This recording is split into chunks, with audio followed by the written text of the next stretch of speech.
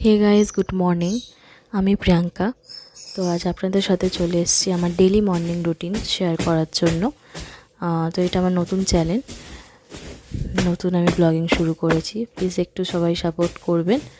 আর যদি আমার ভিডিও ভালো লেগে থাকে একটু লাইক, সাবস্ক্রাইব আর শেয়ার করে দেবেন। আপনারা সবাই কেমন আছেন জানাবেন কমেন্ট সেকশানে। আমি ভালো আছি। আর আমি থাকি হচ্ছে বি গার্ডেন, হাওড়া বি গার্ডেনে। আর আমার বাড়িতে আছেন শ্বশুরমশাই, শাশুড়ি মা, আমার হাজব্যান্ড আর আমি। আর মেম্বার হিসেবে কিছু পাখি আছে, কিউট কিউট পাখি আছে। আর আমি গাছপালা ভীষণ পছন্দ করি, তো এইগুলি আমার ঘরের মেম্বার। তো কথা বলতে বলতে বিছানা পরিষ্কার করে ঘর তো ঝাঁট দিয়ে ঘর অলমোস্ট মোছাও হয়ে এসছে। সকালটা খুবই ব্যস্ততার মধ্যে যায়, সবারই কাটে। তো আমার ঘর মোছা হয়ে গেছে, এবারে যাব স্নানে।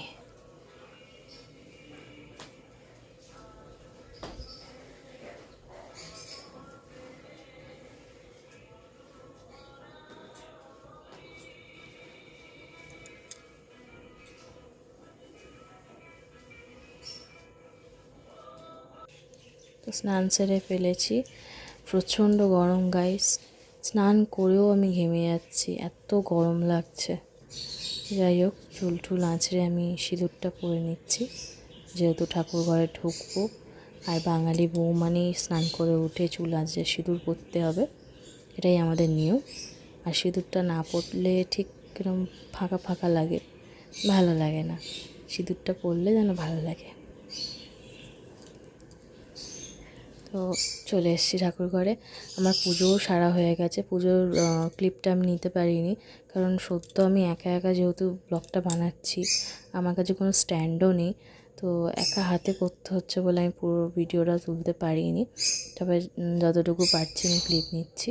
আর এইসব সমস্ত যা যা ফুল দেখতে পাচ্ছেন, এইসব আমাদের গাছের ফুল। আর এর পরিচর্যা আমার হাজব্যান্ড করেন। আমি শুধু বায়না করি আমার এই ফুল গাছ চাই, ওই ফুল গাছ চাই। ও এনে দেয় আর এর পরিচর্যা ওই করে। আমি খালি ফুল তুলি আর ঠাকুর ঘরে পুজো দিই। খুব ভালো লাগে গাছের ফুল তুলে ঠাকুরকে পুজো দিতে, নিজের হাতে কী যে আনন্দ লাগে।